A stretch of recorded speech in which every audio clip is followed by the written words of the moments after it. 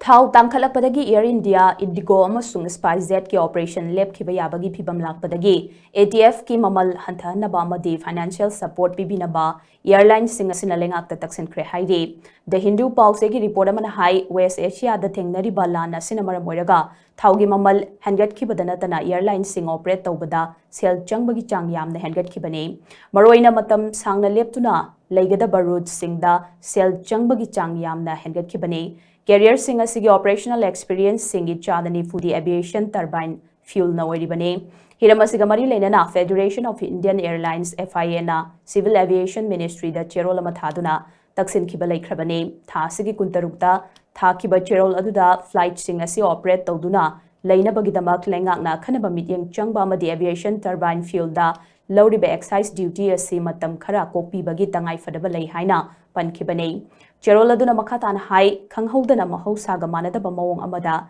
aviation turbine fuel gi mamal hengalapa amadi rupee gi value hengat ki basina chada taramathoi gi excise duty thibada ahenba awaba amuk hele haide panba yabadi mamang thada lengang na ATF ki mamal asi domestic operation gi waina lita amada lupa tara manga amadi international operation gi waina lita amada lupa humputara humdoi hengat ki bane